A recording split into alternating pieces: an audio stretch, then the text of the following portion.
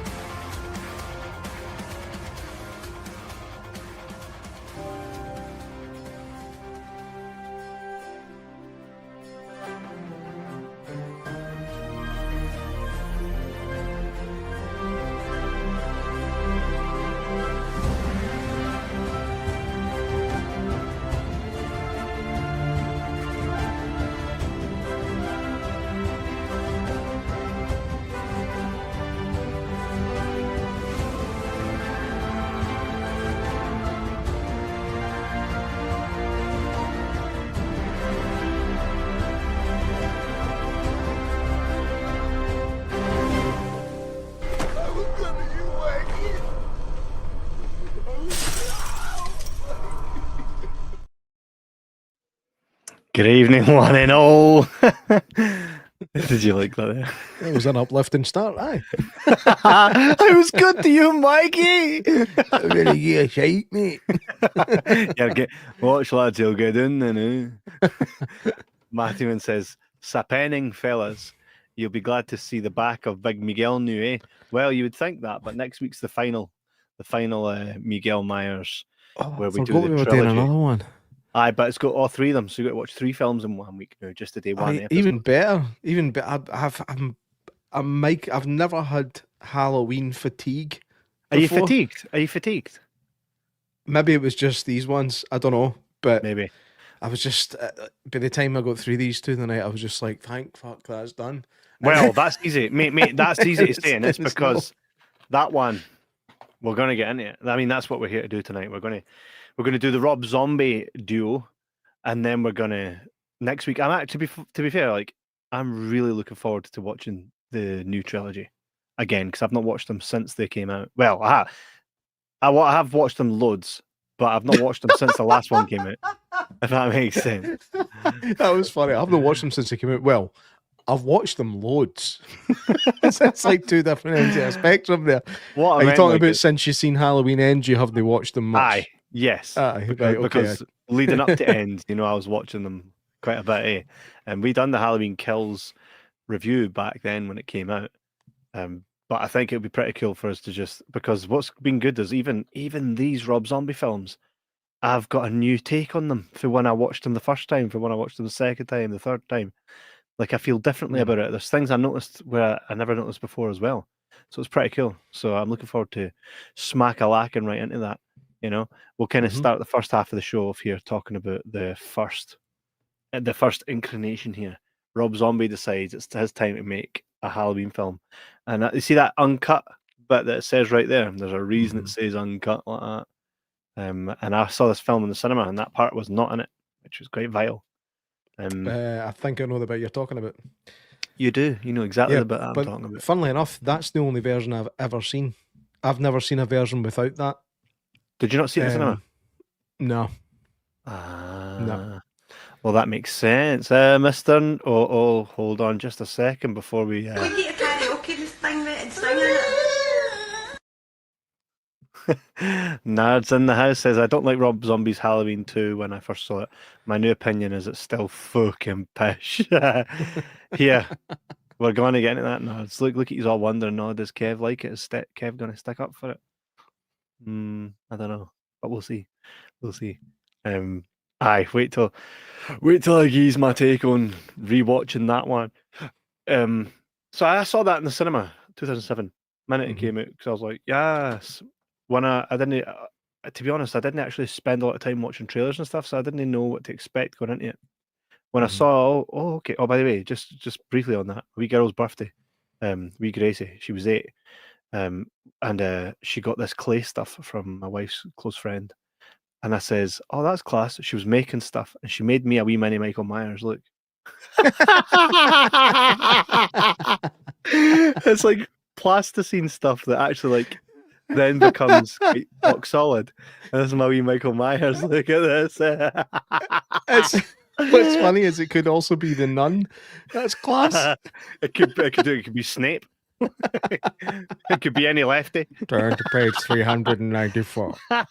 Exactly. But so I just saw it in the corner of my eye. Thought H2 is definitely one that I watched wrong. Lol. Yeah. We're in an alternate fucking universe right here. Nards is saying he watched something wrong. He says there, he has the blackest eyes, the devil's eyes, doesn't he? Class though. Yeah. Actually looks like what's his name?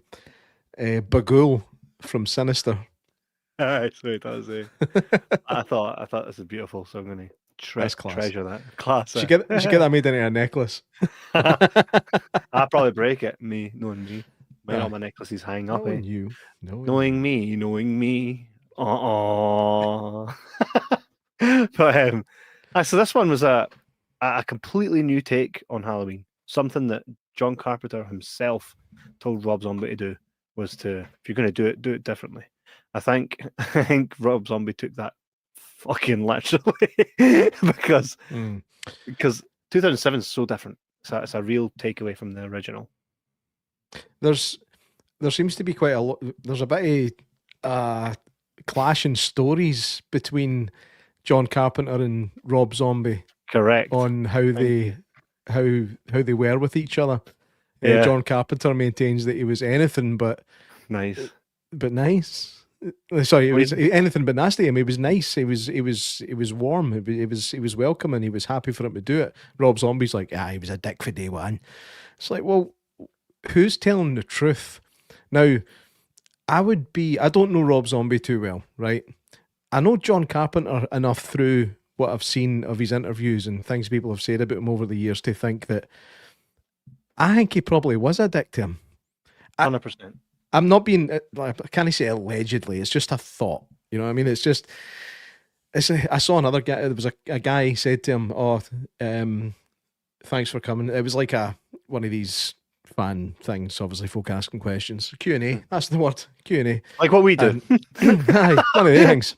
And a guy says to him, I actually made a Halloween short film for my university degree, and I asked you if I could use the theme. Well, I used the theme, and then I asked you if it was okay, and you said, no, give me money. So I just wanted to let you know I've got the money now if you want it. And the guy's like, hey, you keep it, buddy. John Carpenter's like, you keep it, buddy. It's like, I better be nice because I'm on stage. You know for a fact, he said to him, no, if you want to use it, even in your wee student film with no money, you need to pay me for it. He seems like a bit of cock, John Carpenter. I'm not saying Rob Zombie's a nice guy. His name's Rob fucking Zombie. I can't imagine he's the most pleasant guy on the planet. But I don't know. I find it hard to decide where I sit with who I think's telling the truth or not. John Carpenter seems to shit on a lot of stuff. Even when they were saying, he was like, who likes the substance? And I'm like, he's like, he hated it. It's like, oh, okay. So I think he's one of those guys that just loves a good moan about everything. Eh? What's he got to moan about anyway? He's a millionaire. A guy made, he does what he loves for a living, and he made the Halloween franchise. Rob Zombie is actually a pleasant guy. Oh, is this speaking from experience there, wee nardsy boys? There's something that we didn't know. Rob Nards. See, like I say, I don't know enough about him. I've not spent enough time. I grew up on John Carpenter stuff, so I've seen more of him talking and hearing things about him than I have Rob Zombie. I've only really become familiar with him since making the Halloween films. I didn't know who he was up Yeah. until that point, because obviously I wasn't into the music or anything like that. So to me, it was a new name. I've never liked his other movies really, like House of a Thousand Corpses, The Devil's Rejects. I hated them. The Monsters. The Monsters I've not even brought myself to watch. It was stinking. I had to turn it off. Yeah. I mean, there's a common factor in all of these films, apart from Rob Zombie, that I think adds to their unwatchability. But we'll get to that. No, he's made quite a good few ones. Was it Nard says, Rob and I are a couple like that's because I said Nard Zombie. No, that's a Rob Nards. I can't Rob mind you what Rob Nards. Zombies got Wolfman Nards. Fuck knows. So anyway, the film. Thing is, mate, let me just say this. Danielle Harris podcast, and I've listened to a lot of Danielle Harris interviews, and she talks about working with Rob Zombie and says he was the nicest guy ever. Right, and that's somebody that would come out and say if he was a piece of shit. Mm-hmm. She says, if anything, she felt sorry for him because he was being bullied by the Weinsteins all the way through this process. So... That's weird. I've heard nothing but good things about they two.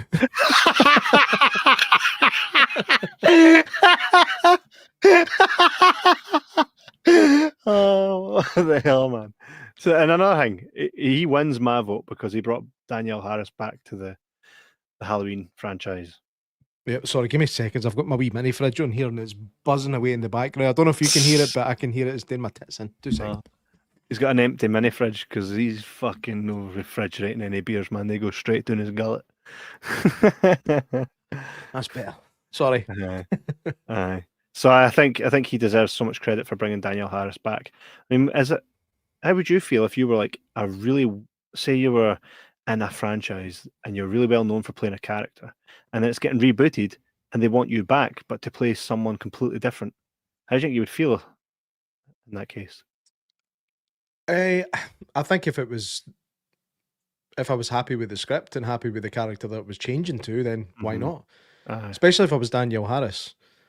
I mean, didn't he have the work or something? Is that what you mean? Well, didn't he have the most illustrious career? I mean, she's done good shit. She's done some. She's been in some stuff. She's done some decent stuff, but she didn't have a massive career. I think her career doesn't match the ability she had as a child actor. Mm-hmm. Yeah, because she was really good in those earlier films, and she was really good in this as well. She was really good. She was likable. She's very, very easy on the eye. I'm talking about the newer ones, just so you know. Just putting it out there. She's easy on the eye, and she is a good actress. You probably know more about why her career didn't blossom as much as it should have than I do. I like children. Do not. So I cut there at the end. Her career, no, I think she did pretty well. I don't know. I think maybe she just got lost in the shuffle, because she was a really good child actress. You don't see you see a lot of child actresses kind of struggle. Sorry, I've just noticed Nards' comment. Why have I got 3 copies of the same video? You see that? Just next to my shoulder. Aye, so it is. There's 3 different films, mate. It's just got the same face on the side. Oh, that's stinking when they do that. I've already said about My Girl and how they done that. My Girl 1 and 2, but they used the same picture of Veda Sultanfuss on both sides. I'm like, that's My Girl 1. Why is it representing My Girl 2? It's just a cut out of Bruce Lee's head. That's it. It's the Big Boss Fist of Fury Way of the Dragon. Mm-hmm. It was one of the early box sets. I've had that since, well, I don't know how long my brother had it, but I got it off him in 1991. So it's been about for a while, that one. Mm-hmm. So this one, I agree. We have the big fist, Nard says. That's a different film. Aye. With this one, I remember coming to the cinema going, he's just lost all Michael Myers credibility. I'm not scared of him anymore. It's like I understand him, you know? To an extent. It was a brave, bold move to really get you inside the mind of Michael Myers, and well, not the mind, just the person. It's like, is it about 40 minutes or so? The film is kind of on his the kind of first day, the first night, and then some time in the asylum with young Michael Myers. I've yet to decide if I like the performance for what's his name, Deg Fierce or something. Yeah, Deg. Pardon me. I don't know if I like. I don't know if I like or dislike his performance. I'm kind of middle of the road with it. How do you think he did? I think. Do you know what? See, because he's not the same type of dude you see walking down the street every day. He's very, very recognizable. There's something about him. I thought that added to Michael Myers. But it reminded me of the guy from Boardwalk Empire and Funny Games. Did you ever see Funny Games? No. I'm sure his name's Michael something. Believe it or not, I think his name's Myers? Michael something. No, the name escapes me. Nards will know. He'll have seen Funny Games, I would think. It reminds me of him. Oh, is he? And he's a kind of strange looking guy. Like, you would notice him every time you see him because he's got a strange look in his eyes. And I think Deg Fierce has the same sort of presence about him, even as a young boy. Michael Myers is older as a kid in this. Like, he's not 6. He's definitely not 6 years old like he was in the original. So that was the first major change. The fact that Michael Pitt, there we go, that's the felly. It does kind of remind me of him. But I think he's supposed to be about 10 in this. And it kind of means that by the time it gets to the comeback, shall we say, he's like 25 instead of 21. It's not a massive change, but I suppose it's a good way to allow what happens in that first half hour or so to actually happen without it being really hard to shoot, first of all, with a 6-year-old kid, because it's pretty fucked up. Like, the opening sequence of like meeting the Myers family, it's a totally different Myers family than we get in the original. You only see his mum and dad for a few seconds. His sister's like a kind of typical teenager, you could say, in the original. In this one, they're a bunch of horrible, like, you wouldn't want them as your neighbour. Do you know what I mean? It's just it's a completely dysfunctional household. You've got, it's not his dad anymore, it's a stepdad who's just a fucking lazy drunk. You got his mum who's a stripper. You got his sister who's a whore. And is she? I think she is. She just got a boyfriend. I think it was confirmed that she was a whore. I don't think she's technically a whore, but that she seems a bit whore to me. How? How? I disagree. She was just something with her fella. I say whore. She's just an annoying bitch, right? She's not pleasant. She's not pleasant. How? Mate, she's horrible to Michael. In fact, everybody that he kills in that first wee while, it's because they're horrible to him. There's no, and again, it kind of takes away that kind of unknown drive or force he's got to kill, because everybody that he actually kills for the first while were horrible to him. Yeah, I get that. And it kind of makes you go into his side a wee bit, but it's again totally departed for the original. I think if you're going to remake something and make it your own, you still have to have the basic elements of what made it what it was originally to make it work. I'm not saying I don't like this one. Strangely enough, even through all this and all the changes and stuff, I actually do quite like the 2007 Halloween. I do quite like it. Here's something creep you out, mate. See how his sister Judith, right? This is the one that gets her assets out during the film, yeah? Mm-hmm. Did you think those were nice assets? Why? Just curious. There's never just I'm just curious because... I'm just curious. Did you think they were nice? I plead the fifth. Right. What are you going to tell me? Well, that actress is called Hannah Hall, and she's like young Jenny in Forrest Gump, the very young one. Is she? I like children. Do not sound like that. It's weird, but that's her. She played young Jenny. You know, when run, Forrest, run. All right, so basically, she's always played a bitch.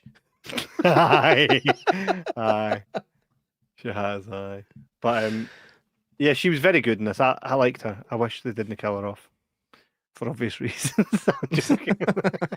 Well, we do the old joke again for two obvious reasons. Right, let's get it out of the way, right? Mate, I was just going to say that. I know. That's why I had to get it out of the way. Let's fucking stick that in the recycle bin and fucking permanently delete it. Yeah, it's the first time we actually get to see something about Judith Myers, though.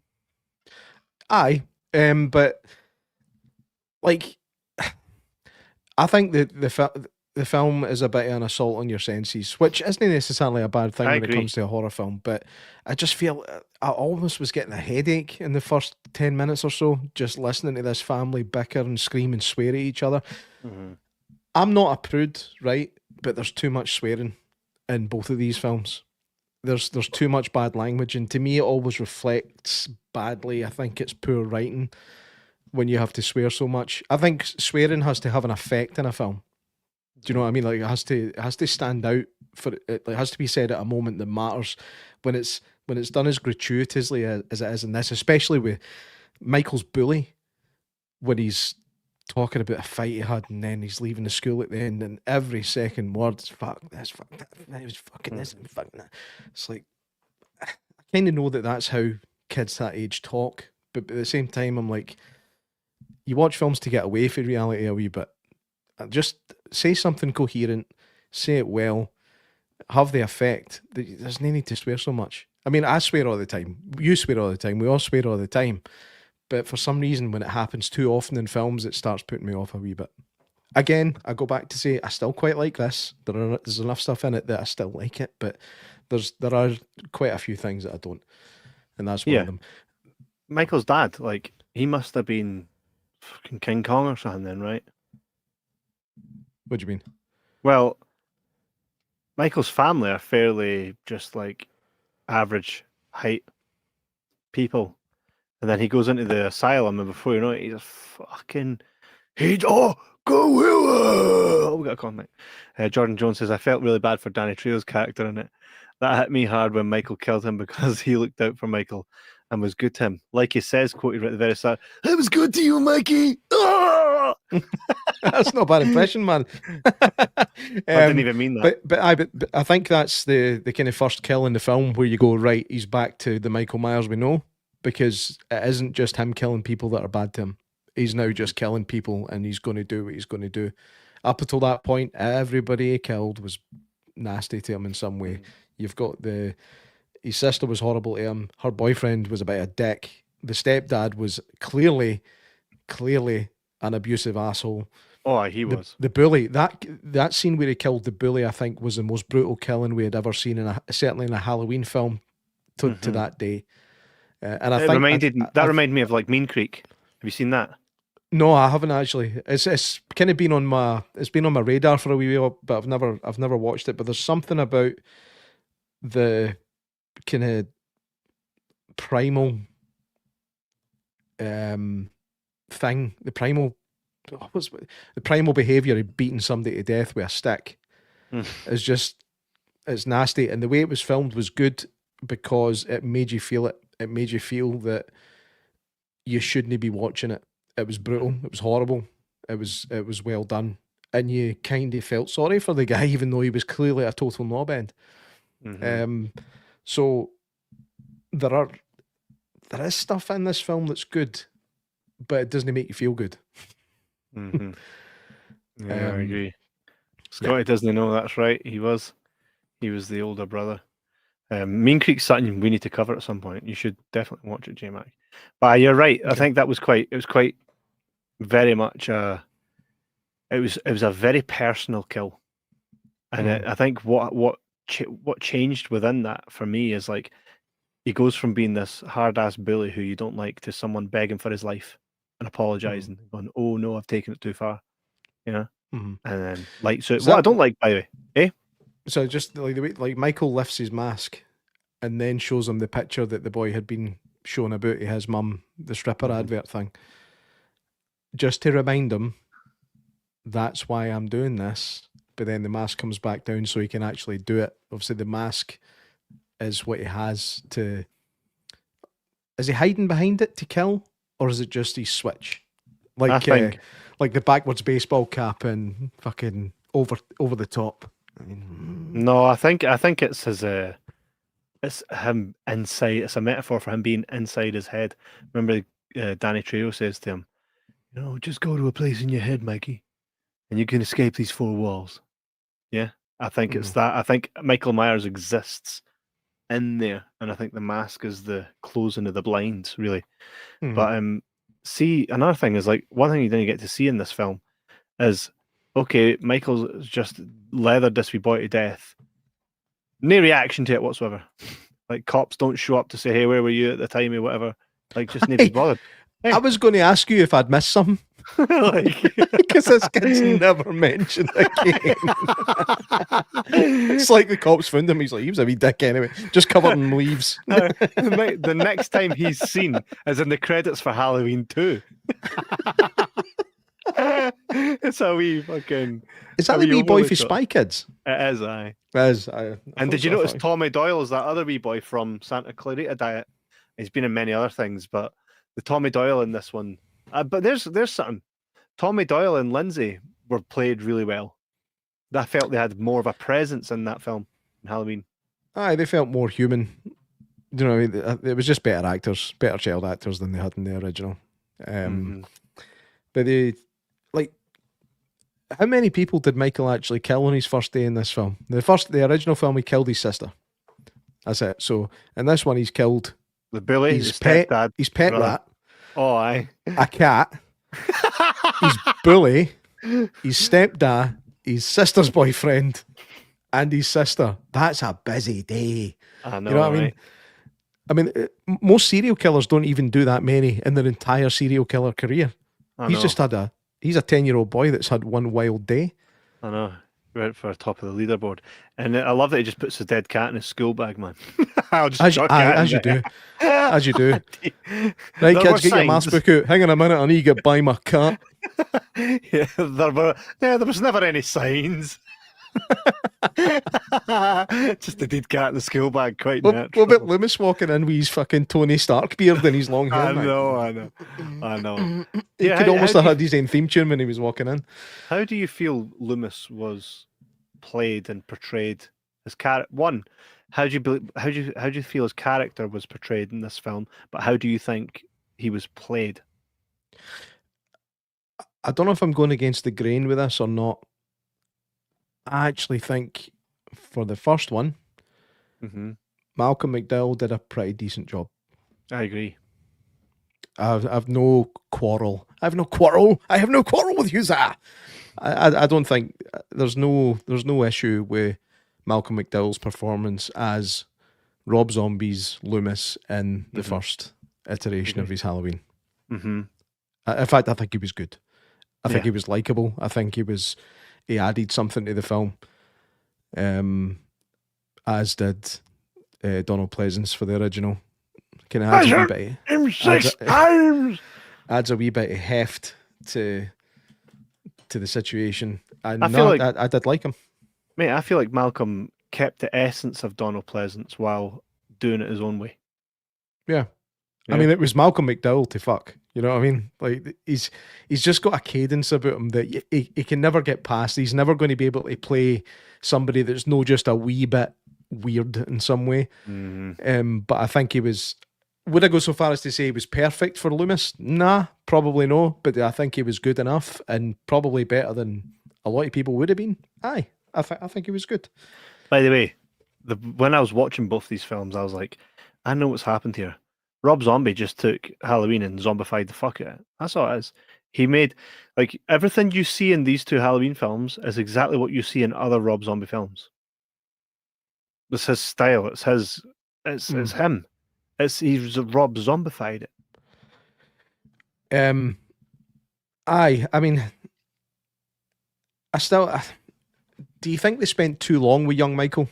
Like, I know he was trying to do that, but do you think 40 minutes was too long? No, I think watching it recently again, I remember going, oh, I can't wait till it gets to the Michael bits. But then I'm like, oh, we're there already. Do you know what I mean? Like, I actually feel like watching it again, I felt like I'd always remembered it being longer than what it was. You know what I mean? Another thing, the nurse that gets stabbed in the neck, again, we don't know if she's dead or not, right? But while he's in the asylum, she was a wee cow to him. So again, like, he's being antagonized. That's one thing I don't like about the Rob Zombie like iteration in Michael, is that it shows you his it peels back a curtain far too much. It kind of goes to show you the lack of protocol and securities that they've also got at that sanatorium. You think? Give him a metal fork, leave him on his end with a woman. Nay bother. That's a good idea. Especially a woman that's probably, I mean, she's a bitch to him. She's probably a bitch to a number of people. Like, you tend to find women that are bitches to one person are probably bitches to more than one person. Likely. Jordan Jones says that kid that plays Michael is a spitting image of Michael Pitt. It was funny you guys mentioned it because I kept thinking he looks like somebody, and that's who it was. Good mention. Good shout, J Mac, and well done for pointing that out. It's only taken 8 years, but I finally made a good point. 8 years! I've been at this 8 years.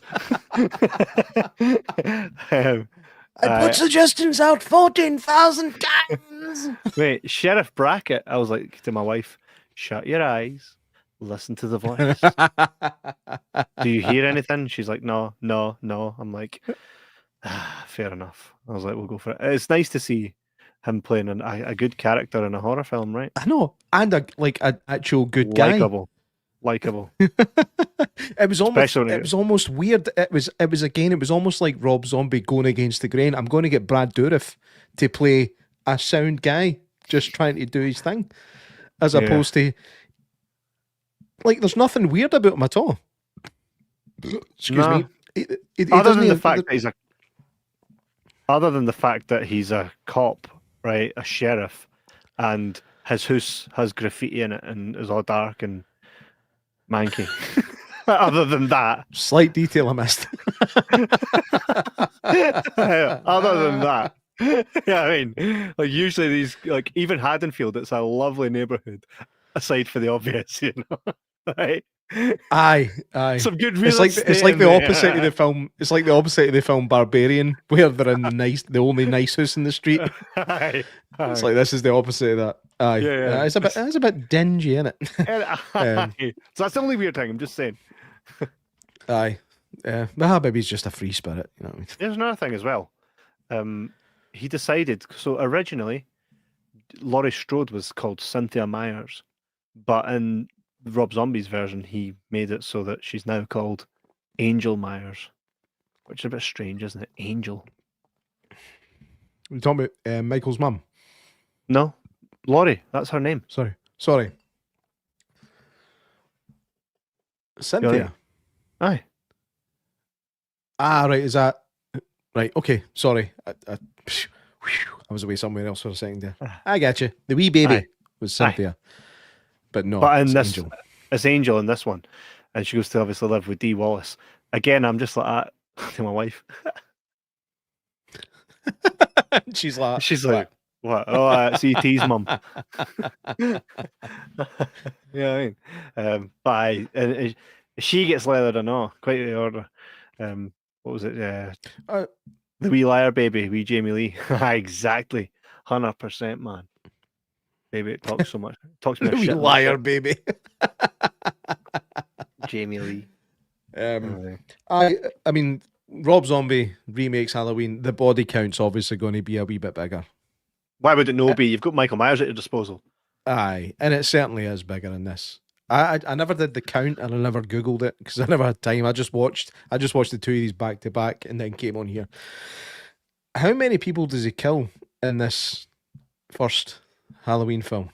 I'd go to Google it, but there's no point because by the time I've Googled it, Nards will hate in the comments. So I'll just wait on Nards putting that in the comments.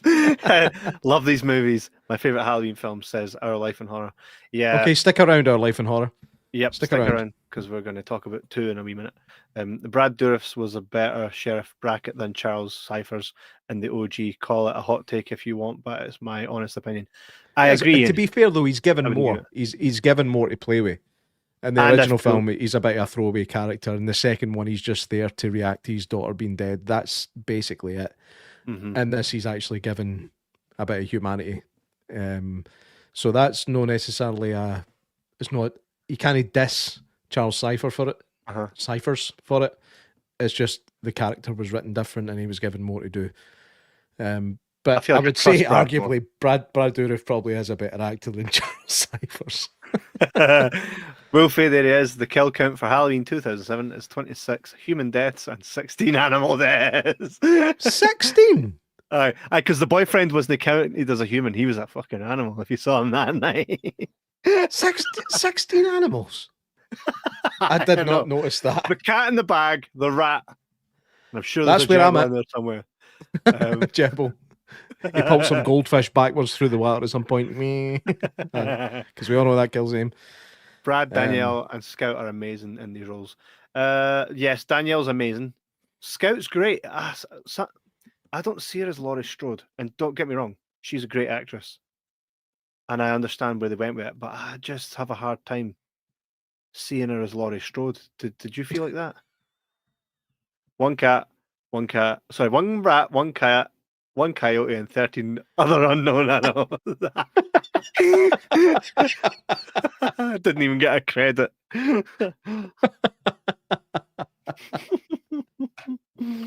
Right, so it's mentioned that he's killed so many animals. That's what it'll be. Right, okay. Yeah. So 26. How many were killed in the original? We had 3, was it? 4? 3? Yeah. They were in pictures that were shown to Mrs. Myers. That's a stretch to count that in the body count, eh? But anyway, it's an official figure. So in the original, he kills his sister, he kills Annie, he kills Linda, he kills Bob. Is that it? Yeah, I think. And a dog. And the mechanic. Everybody forgets the mechanic. I know. There's always a mechanic. The mechanic actually gets a pretty good death in this one. You see it happen. Yep. Is he a mechanic? I'm trying to pass station guy. He's he's got style, man. He's got an afro and all that, and he's quite descriptive about being in the toilet. It reminded me of you. That's the kind of he killed the mood too, and the garage guy. Yeah, I did kill him, because he. Do you think Michael Myers kills people in a way like he strangles a good few folk through these 2 films? And I'm like, what a waste! Hey, he gets me a. What do you mean? Like, you just give them a hug.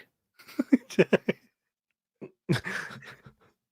just give them a hug and they go to sleep. You're Michael Myers. Yeah. What do you mean? What a waste? Though I don't get it. Like, Michael Myers was back on the screen since at this point, 10 plus years, and you've got him hugging folk. I don't know what kind of house you were brought up in, but there's a difference between a hug and a strangle. Really? Don't know what you're into. I just felt like. Okay, give me a hug before bedtime, neighbour. The Linda, her face was so... No, you can't say it like that. You're not allowed to say Linda like that. Huh. Linda. No. What? Linda. Linder at the end. Linder. 5 people he kills in the OG. Says Jordan Jones. Jordan Jones. Yeah. Linda, she's obviously playing the character that PJ Souls played, where the bed sheet and whatnot. Mm-hmm. Which they still kind of keep true to, which is funny. That scene with her and Bob's death was, I would say, the closest to the original that we get through the entire thing. Mm-hmm. Even a lot of the dialogue was pretty much exactly the same, just a couple of wee sprinkles of cinnamon in there. But Bob looked just like his sister's boyfriend. That's just true. like him. I kind of wonder if Rob Zombie had problems with guys like that when he was a kid. I actually want to ask Rob Zombie if he's all right after making these two fucking things. He's all right. You all right, mate? Have you seen Devil's Rejects? House of a Thousand Corpses. I tried. I switched them both off. Oh no, I like them. Really good. Also, big Hagee boys in this one. Big Hagee boy. Aye, I've pressed it, but oh, there we go. See Who's him there? Hagee boy? Him. Who is he though? He plays the groundskeeper and the thingy. Sid Haig. He's the Oh, he's it's the Sid clown. Haig. Sorry. Aye. Sorry. I did not even notice that. Did you know? So used to seeing him as Captain Spaulding. No, you know. I You didn't- said you didn't watch them. You said you turned but- them off. Aye, but it doesn't mean I've not seen him as that. Also, anybody with feet issues, Aye, that's a problem, that. quick more Um, spaghettios. I mean, it is a problem. Look at him. He's not even got his socks on with his sandals. He rode an ass into town. Yo, mama's ass. Oops, jumped my head there. Oops. His wife, Rob Zombie's wife, he loves to put her on a pole with next to Nahanone. There's Aye, Mikey's talking. let's have a wee talk about her, shall we? She ain't good. I don't think she's good at all. No, I thought she was decent in this. No, I think she was almost virgin on terrible. Oh, no.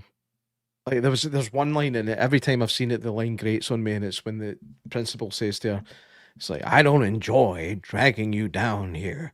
She's like, "Really? Well, it seems like you fucking do." And it's like the worst line delivery. You would think out of all directors, your husband would give you a take two. Do you know what I mean? At least maybe he can. Maybe he's not allowed to say to her, "That was pish. Can you date again, please, darling?" But maybe he's that nice a guy, like Nard said. Maybe he's too nice. And he keeps letting her come in his films and ruin them in some way. But I don't like. I agree with don't Nads. like her. I think, see, because everybody's like, oh, he always hires his wife, which is true, right? See, because of that, I think people think she's shitter than she is. Because when you say, oh, you're only in the film because your husband made it, it comes with that connotation that you're shite. But she might not be shite. She just might be like, if you've got an actress living with you, why wouldn't you? I don't think she's good. I don't think I've seen her in anything where I think she was really good in that. She added to it. Maybe she. Have was you ever good seen enough to Halloween get 2? it. We'll talk about that shortly. Uh, Maybe she added and maybe she did enough to keep the film above water for what the time she was in it. But again, she's not in it for most of it. I agree with Um, this. I agree with this. House of a Thousand But Corpses. again, and Devil's I Rejects turned them really good. off because so maybe I'm wrong. Maybe she is Well, better than people give her here's credit one for. thing. I've never got through those films because I think they are horrendous. to Can I just watch. say I can't get through them. that I will defend her in Halloween. See that scene where she offs herself and she's watching the projection of her what used to be family. Mm-hmm. I thought that was very powerful, and I thought her delivery of how she felt in that moment, I thought that was very good. I felt sad for her. Okay. So I disagree with you. Okay. That's fine. And Jordan Jones says, did you find Jamie Lee Curtis's acting in the OG a bit wooden and in certain spots, especially when she discovers Annie, Linda, and Bob's bodies? Yes, correct. Go back. We done episode 1 when we done this Halloween marathon.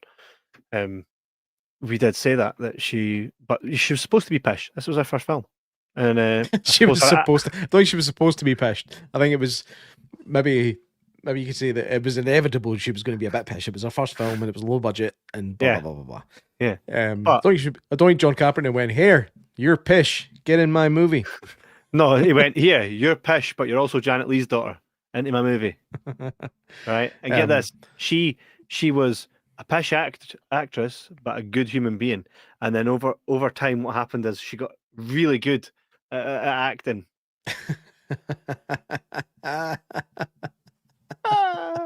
That was very subtle of you. She got really good at acting.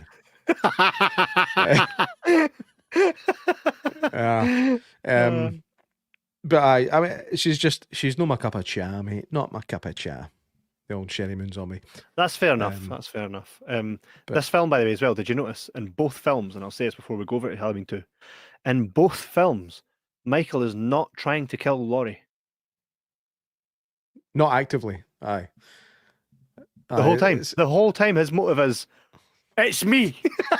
It's me. Remember when you were a baby? And I held you that night. It's me. And she's like, what are you fucking talking about? Do you know what I mean? Like, which you would be like, because you wouldn't remember being a baby. Nor did you know you were adopted. Yeah. Maybe it kind of, maybe this is a cautionary tale for people that adopt kids. Like, maybe you should tell them at some point, because they'll probably find out anyway. Chances are not because a serial killer goes, "You're my sister," but that's not how she found out. They're going to find out.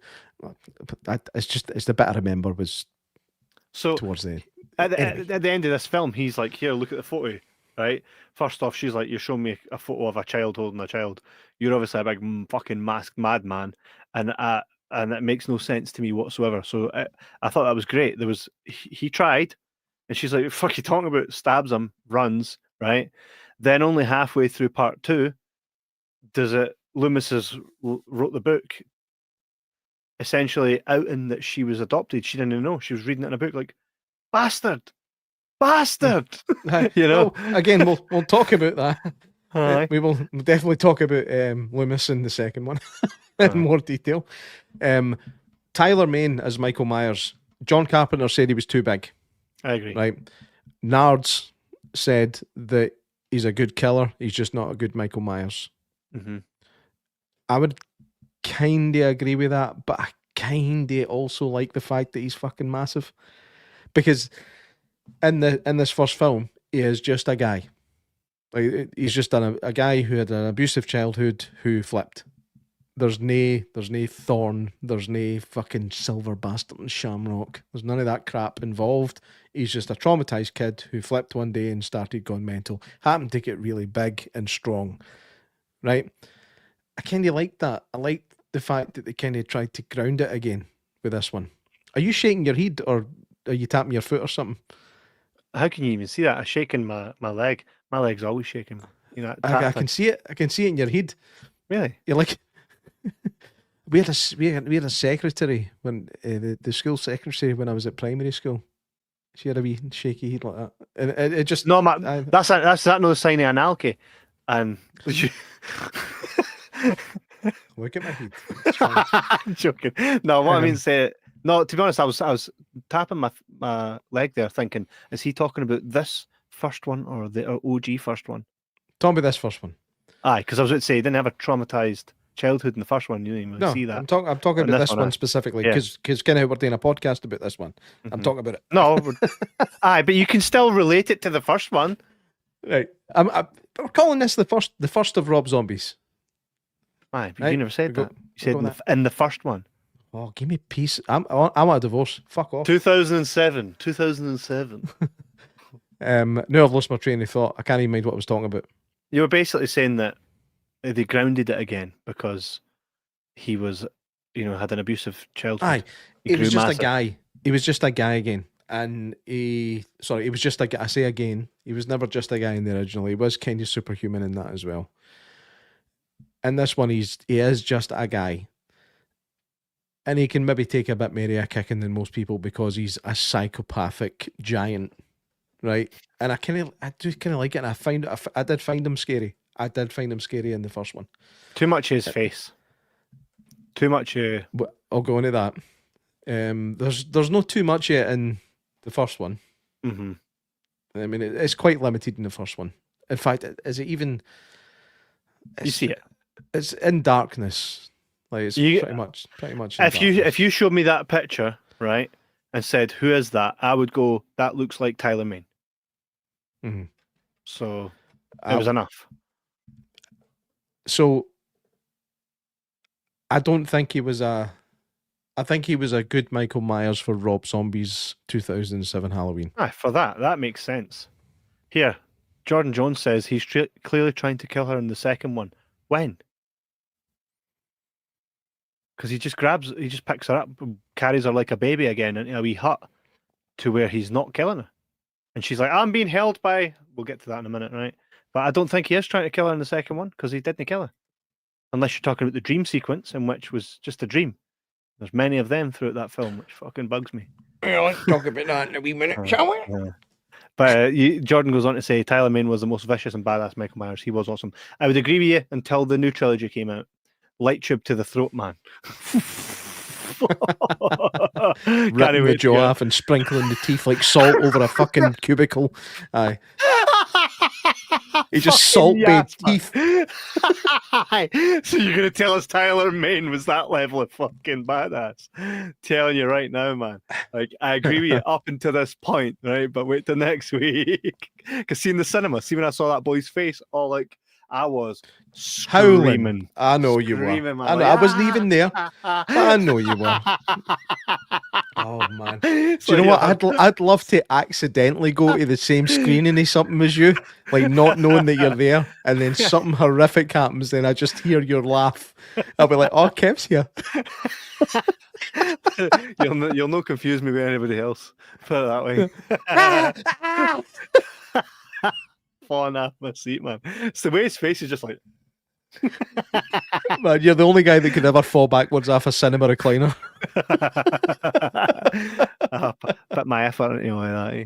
But I think as well, the chase, like Michael coming to Haddonfield, leathering everybody, and then the film ending is not a long sequence. It's actually shorter part of the film, which I'm all right with, because how long can you really get chased around the street?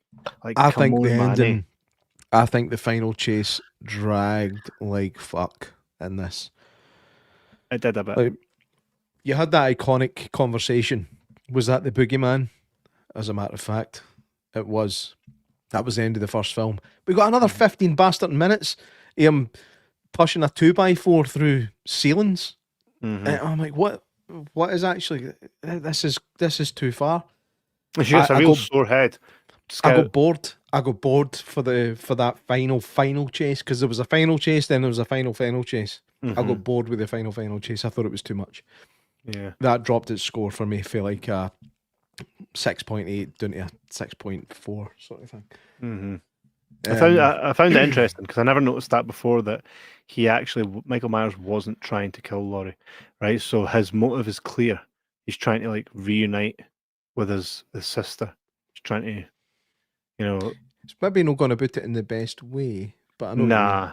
Nah, and even right at the very end, and she's going to shoot him, and he runs with her, knocks her out the window, and she gets up before him, and then Russian roulettes him, and then you hear boom, one shot, and then she screams, and it goes straight to the credits. I quite like that, and it shows you the. Honestly, when that happened, I was like, "Oh, good, more screaming. Let's end on screaming." One thing I will say, horror films are horror films, right? There's going to be screaming in them, but Mm-hmm. fuck me, yeah, the amount of screaming in both of these, yeah, it's just, especially like the kids screaming, Tommy and Linda. What's her name? Lindsay. Mm-hmm. Oh my god, man! Like, my wife's pal has got a dog that barks at a certain frequency that it knows gets your attention because it's so high pitched.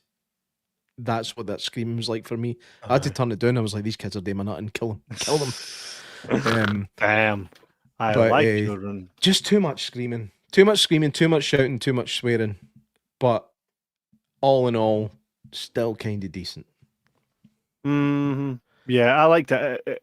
Again, it was a welcomed change, and I only applaud Rob Zombie for actually having the balls to do something different. So he should always get like the thumbs up for that, regardless if it worked out or if it didn't. Would you agree? Yeah. So where do you score it? Like on a IMDb score of 1 to 10, where do you put 2007? 7. A 7. That's higher than I thought. That's higher than I thought you would put it. To be honest. Aye. Yeah. No, I remember leaving going, that was fucking excellent. And then I'd heard, oh, they're going to make another one. They're going to make another one. Bear in mind, Rob Zombie had a terrible time with the Weinsteins, like proper mismanaging them. So did a lot of people. Right? Telling to put things places didn't want to put it. So when it came to editing the film, I take it. and I got you. And I think he had just as bad a time with Rob Zombie's Part 2. And I remember hearing that, like, there was a point where Daniel Harris would be on set and he'd get a phone call, he'd go away and he'd be arguing for 45 minutes, holding everything up. He'd come back all flustered, like, and then he'd go, do you know what? Fuck it. We're just going to do it the way I said we're going to do it, right? And then apparently he came back after another day and was like, do you know these motherfuckers took me into a room, sat me down and showed me my Halloween film and said, this one needs to be a little bit more like this. It's like, I fucking made it. Do you know what I mean? I can't really disagree with the producers on that one. No, what I mean though is, like, a lot of what we see in Halloween 2 apparently wasn't what he wanted. And that was him appeasing them, right? Right. But at points, they were like, here, we want to show you the first film, and we want to capture this, this, this, and this. And he's like, well, then why don't you just let me make the fucking film? It's my film. I produced that, so I'll allow me to do the same. Anyway, I heard it was so bad between them that's why he was like, I'm getting this out of the way, and we're done. You know? Jordan Jones here says, I heard there were plans originally of Rob Zombie making a third Halloween movie. Apparently, there was a script ready for it. Was this actually true? I believe so. Nards will correct us in the comments because he knows everything about Halloween and movies in general. I believe so. I heard that, but come on, man. The ending of Halloween 2 should have put a button in it right there and then. But well, let's talk about the earlier stuff in Halloween 2 before we talk about the end of the fucking Well, thing. I never talked about the ending. I was literally getting to the point where I'm like, but we're going to get to that. But you're just like, we'll get to that. I'm not even talking about the ending. I'm saying I just get scared sometimes. Sometimes. Then I get scared of you, like, doing that. No, we're both shitting ourselves. Is this the end of the Jibber Jabber? Are you quitting? Are you quitting your Jibber Jabber? You'll never make me quit. You can try. You will fail. Once I release the tapes, I like children. No, every damn time, and every damn time I walk into it. Right. So I think this wasn't his best foot forward for Halloween 2, by the way. I think there was a lot going on and he was just like... Did he want to put his wife in it with the white horse? Or was that the producer's has idea? To, mate, has to have been. Because there's no need for that white horse. So I still think it was going to be bad, regardless of what the producers did here. Bringing her back as a fucking force ghost with a horse, to me, was beyond stupid. When that blurb comes up at the start, talking about a white horse, I was like, right, so? And then you literally see her with a white horse. I'm like, right, that's why that was in there, but still, what the fuck has this got to do with anything? And then they move. He basically takes the stuff I liked about the first one and shits on it with the second one. 100%. And here's the thing: see the whole. Well, Michael sees the white horse and you know they tried to get they had Daig back to play Michael, but he'd aged. He was too tall. Basically, he was. Yeah. He'd grown noticeably. So they then, what I would have done is just have him sit with his hair covering his face. It's quite daunting though, eh? Like, see when you watch the two of them back to back, it's quite daunting to see this new kind of quite a handsome looking young boy, as Michael Myers, as opposed to this slightly weird looking guy that we had in the first one. Because can he be about the bush? He is a bit fucking weird looking. Of course he is. He's kind of like the Hanson brother that got hid in the loft. It's the one that dropped a few times. Well, maybe twice. You know where I'm going with that, eh? Michael! Hey, you guys! Hi. He's definitely the one that dropped. That's a shame. I know. But it's good. I mean, I think he's pretty cool. I enjoyed it. Thing is, though, like, that whole pish, I disagree with it, and here's why.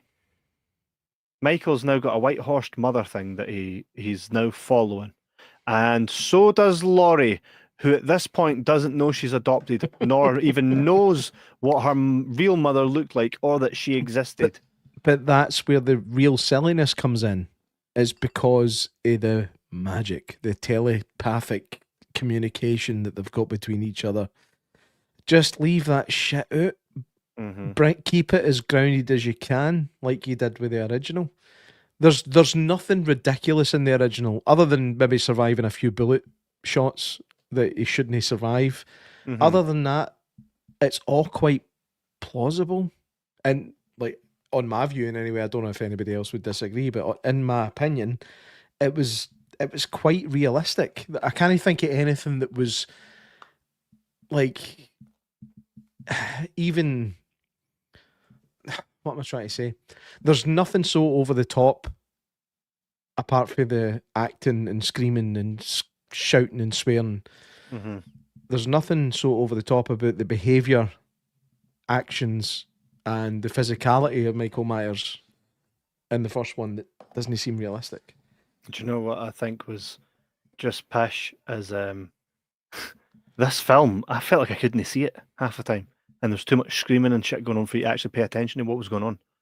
Like, see, when I think about, like, thinking back to watching this film, I'm like, could I even see what was going on half the time? Aye. Like, can we talk briefly about the? I mean, you've got the opening scene, then you've got the hospital scene. We'll talk about the hospital scene. Oh, that was a ridiculous fucking scene. Just before you talk about it, see, just before you talk about it, my wife said this to me. Because she tuning in on it. How did he know they're at the hospital? I says, he doesn't. She's like, so how is he there? I'm like, he isn't. And she's like, I was just like, I'm not answering this. I'm not saying it out loud. I choose not to. And then see, once it was revealed to my wife exactly how that all went down, I went like this.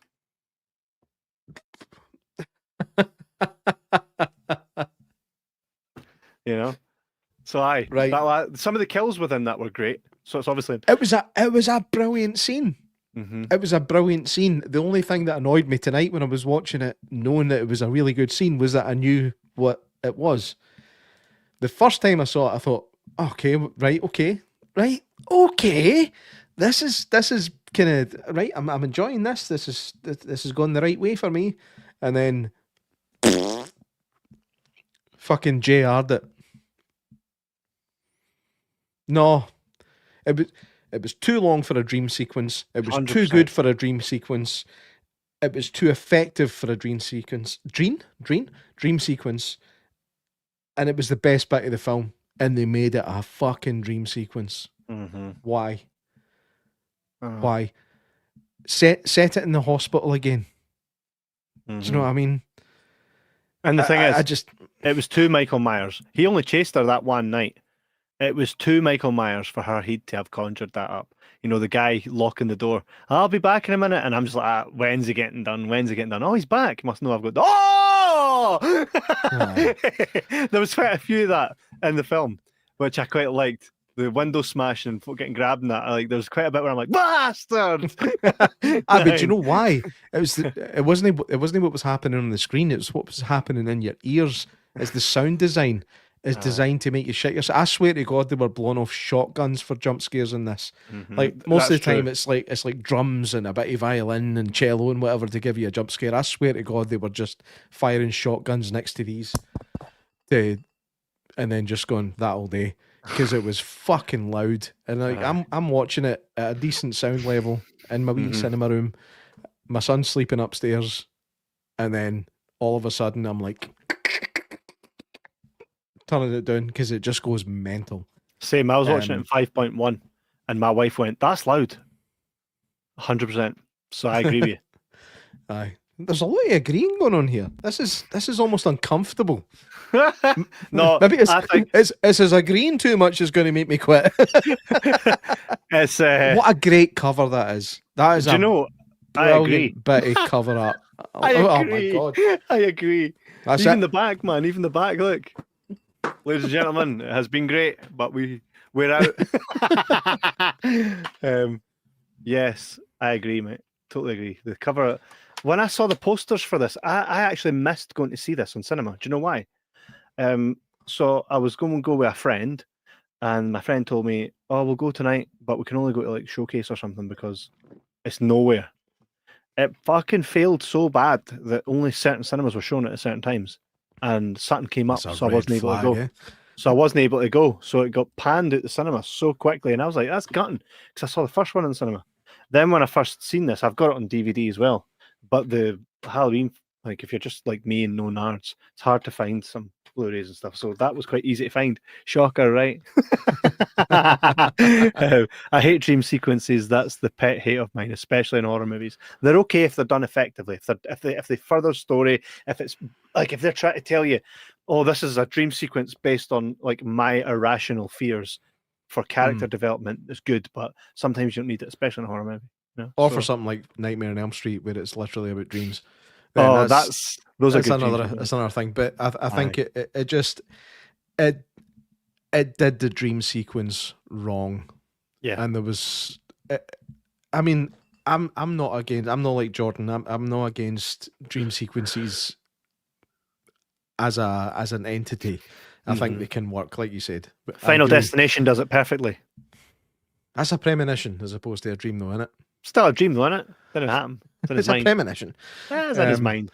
But in this film, like I said, it was the best part of the film, and you don't want the best part of your film to be a dream sequence because it reflects badly on the rest of it. There's some good kills in there. I'll give it that. I'll give it good creativity for kills. Richard Brake shows up in this right at the beginning as the ambulance driver. Piece of shit, man. Piece of shit. Good kill. Enjoyable kill because he's a piece of shit. But then he's again, like, become.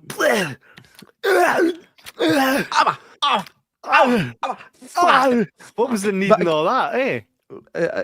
It was Richard Brake, then Richard Brake. That's fine. I was okay with that because it was him. And the other boy's like, funnily enough, when it cut to the other boy's face, I was like, Kev, laugh at that. I was. And it was quite a horrible kill, and even the way like he does his thing, cuts his head off with a bit of glass, then he's just walking away. That was gruesome. And the way he drops it, like the way it was shot, I expected him to kind of throw the head away dramatically. Then you see it roll. Nah, he's just like, right, I'm done with that. Drops it. I liked that. I liked the kill for the kind of security boy at the strip club when he got stamped. Kind of very similar to Dr. Sartain in the 2018, 2009. 18. He died in the first of that new trilogy. Mm-hmm. Very, very similar to that. And I like that. And then you see him hanging up with his face all mushed, and it was cool. But then again, I'm starting to sound like a bit of a prude, which I'm not. But I'm watching the gratuitous and pointless nudity, and horror's kind of notorious for it in general, right? You always see boobs that there's no need for. There's no need ever to see muff. There's no need, like, just no. You see it in the first one as well. You see it in the second one, and it's like some junky looking stripper lassie and this seedy fucking strip club owner is going to have a blast at her, and you're just like, no, sampling the product. Just no. I mean, I know it kind of adds the fuel to the fire of this guy is seedy, he deserves to die, but again, trying to put you on Michael's side, which you really should never be. You should never be on Michael's side. In my opinion, you should. And a few times. Well, you're a lot with these two films, but like halfway through, I left the film playing, and I walked through the living room, and I said to Mel, she was sitting there, she's got a sore knee after going to the fireworks tonight, and that. I was like, I can't go to the fireworks. I've got 2 films to watch. And she's like, oh, for fuck's sake. Get out of jail, guy. You could have went. I actually couldn't have. It was too long. The films were too long. But I walked in, she's sitting with her knee up, and I went, I fucking hate everybody in this film. And then I just walked out again. But she laughed. Like, she understood. But I think when Brad Dourif is playing the most likable character in your film, you've done something wrong. He was likable. His house was why in this house is there like posters of like fucking Charles Manson and spray paint over his walls? He's a cop. Hey. Actually, it's in the bathroom in that as well, eh? Like, shuts the bathroom. Is that his house where she shuts the bathroom mirror and it says "Wake the fuck up"? Mm-hmm. Like this is. It seems like a really dank student flat with a bunch of weird students in it. Mm-hmm. That didn't quite add up, did it? Cared about none of the characters rather than Danielle Harris. She became what you hoped would be the final girl in that film because she was nice, she was sweet, she was trying to look after people. She was, and Laurie Strode was annoying as fuck in the second one, like really, really annoying. Like I did not care. She got dreadlocky. You knew she stunk. You just know she smells, eh? She's got a whiff off her, like. She definitely, like, she doesn't use deodorant, she just sprays her clothes with Febreze. One of the ones. By the way, do you know what really made me feel sad? Was when Annie Brackett's getting leathered. It's the noises. You know she's not making it this time. I was surprised she showed up in the second one, to be honest. I thought she was done in the first one. The thing is as well, why I had to Google it. I thought, you see Sherry Moon Zombie say to Michael as Annie Brackett's lying there, "Now have your fun." And the next time you see her, she's got no clothes on and she's been done in. I had to Google it. Oh, right.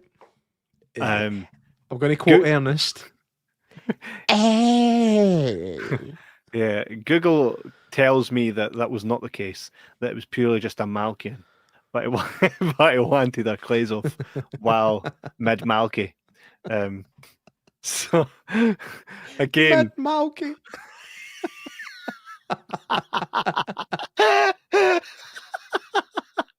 What's wrong with this picture? Clay's off. How? So imagine two guys fighting in the street, and the other one, while milking him, strips him to it. He's just like unbuttoning his shirt. Imagine a Malkian always like consists of being left naked. It's like, mate, did you win that fight or did you lose? Well, I was in the buff by the end of it. Must have lost. You walk to the Whitburn Main Street, somebody's lying naked in the street. He's been Malky. Imagine that. That's how you know somebody's lost, because they're naked at the end.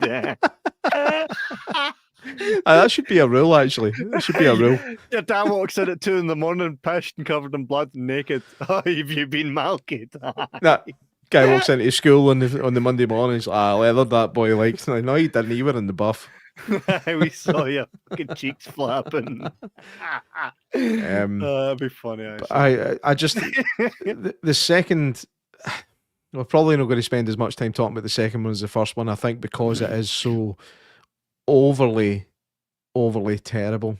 Agree. I didn't enjoy it. This is the one where I would say you see far too much of Michael Myers' face. Mate. And he fucking speaks. He speaks. What did he say? Did you watch the same cut?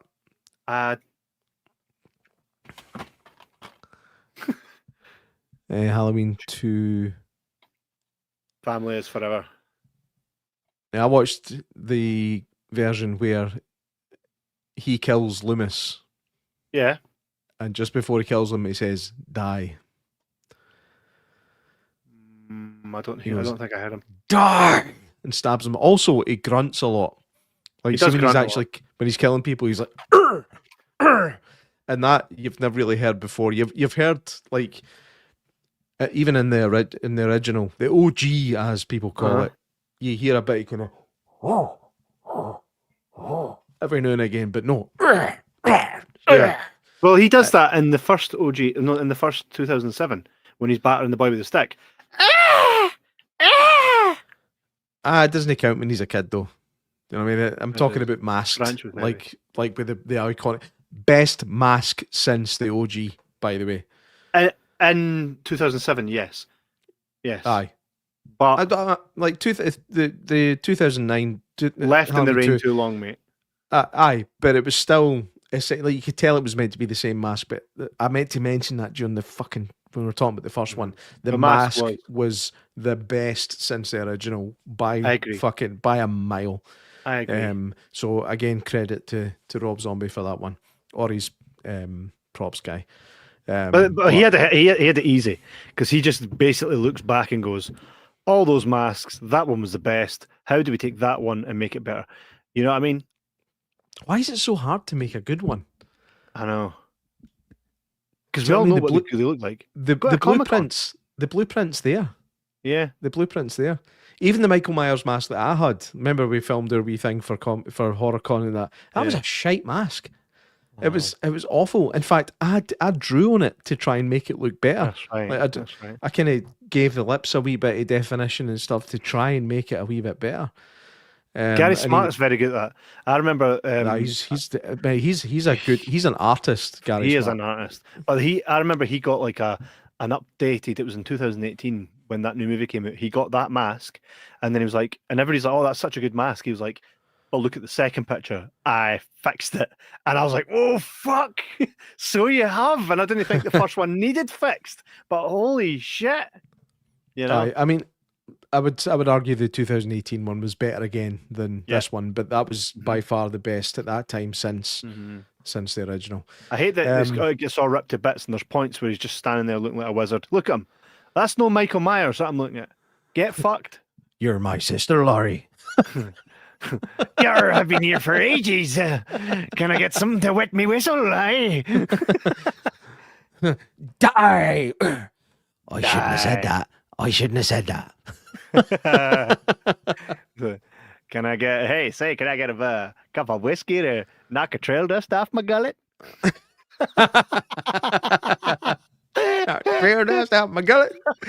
Oh man, I never thought all the podcasts we were ever going to do. I never thought Buster Scruggs would come up in this one. Yes, man. I love that you got the reference because a lot of people wouldn't. Good things, man. Thingy becomes, what's his name? Loomis becomes a shell of what I think. How did he go from the Loomis we see in 2007 to this piece of shit that arrived? You could argue pure greed, ego, money. You could make that argument, but why do that to that character? Why do it? You've really there was no need to make him so unlikable.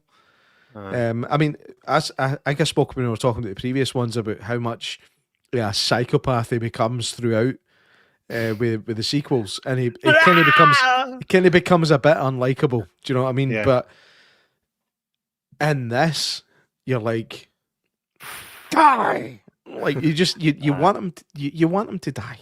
Yeah, you utter piece of shit. When I want your opinion, I'll beat it out of you. Like, who the fuck are you? You prima donna prick. He got his head viced by Michael on the end of the first one. Nay mention it in this. His head's exactly as it was. Totally fine. But even in the first one, it's fucked up. He gets his head viced, and then as he's dragging him away, the blood that was on his nose and all that was gone. It's like, Michael, did he kill him off? Thought he killed him, and then just got some baby wipes out and gave him a wee clean up before fucking pulling him away. And this one, he doesn't have to get killed quite badly, like. Aye.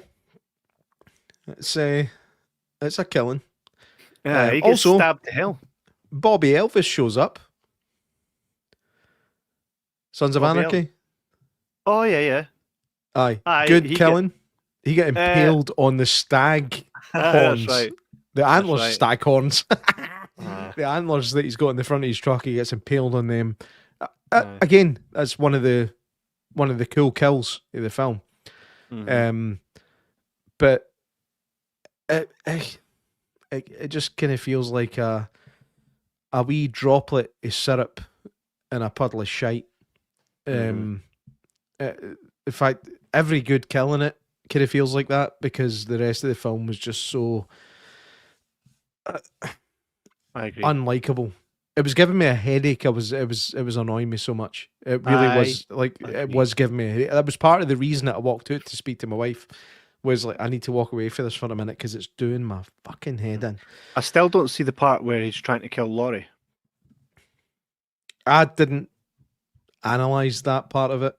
That's He doesn't. a failing. That's a failing on my part. Even as at a the very film reviewer. end, even at the very end, where she's next to him, he brings the knife up, and then he drops it. But he's not dead because he's like, here, I'm still here. And then she takes it, stabs him to hell, and then stabs him straight in the face. And the film ends.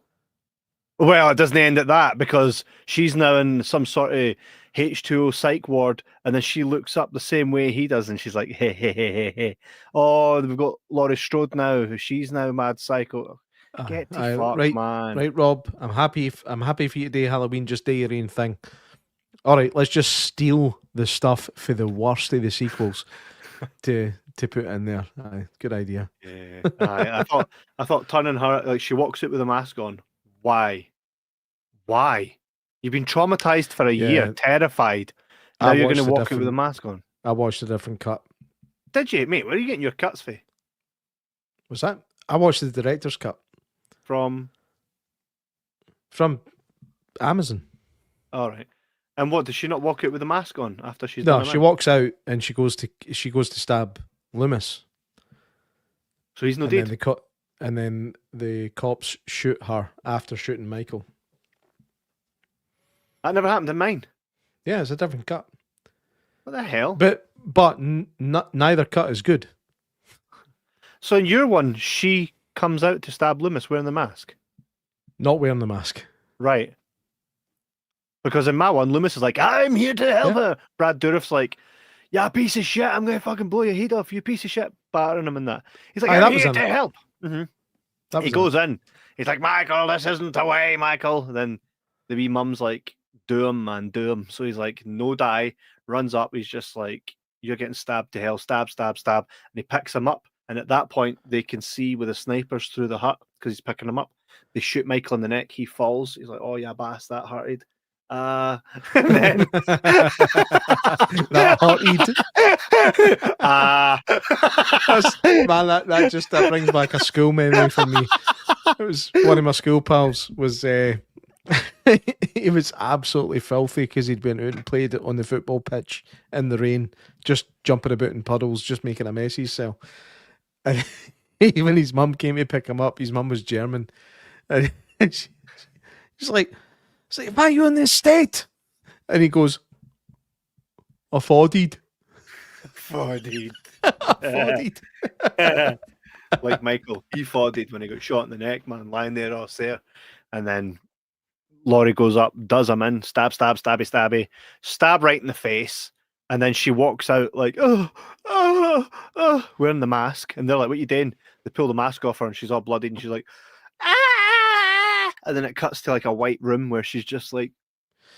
It still ends on that. It still ends on the long corridor. So dumb. Which is such a long shot. So needlessly long. And then she just smirks at the camera and then it's done.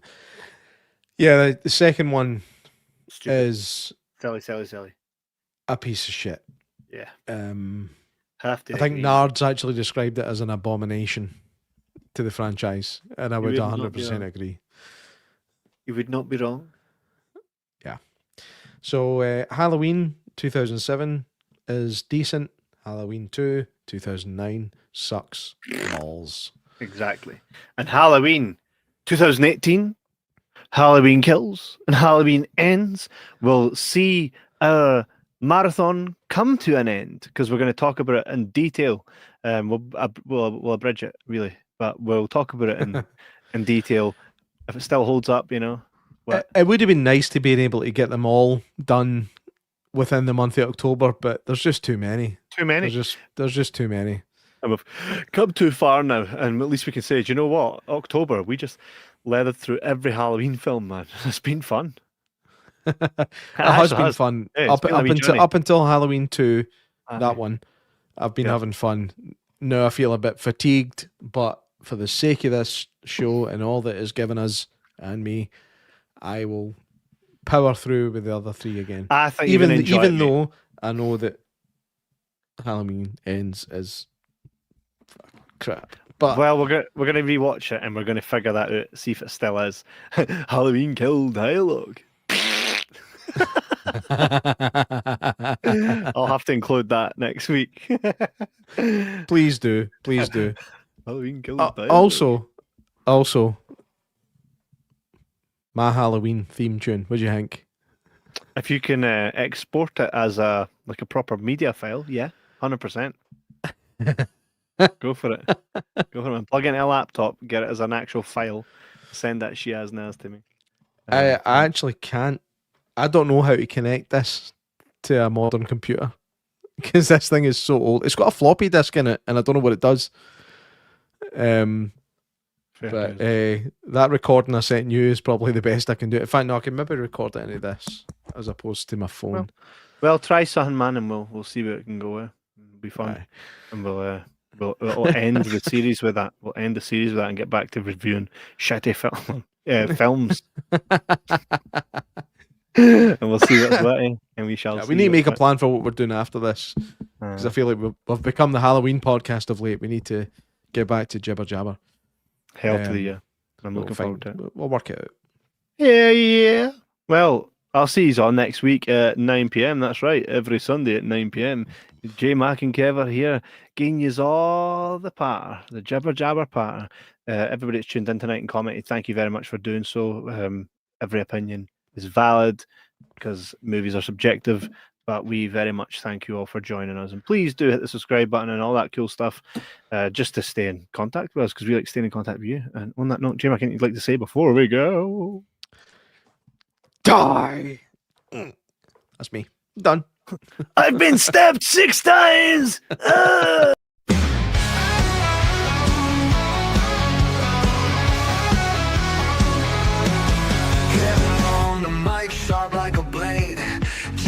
Cracks a joke, got the crowd swayed. Sundays light up as they set the stage. Two voices cutting through the digital age. Oh, Kevin and Jay Mack, they roll like thunder. The bond isn't fake, it'll pull you under. They laugh, they clash, but they never found her. Brothers in the spotlight, no love is louder.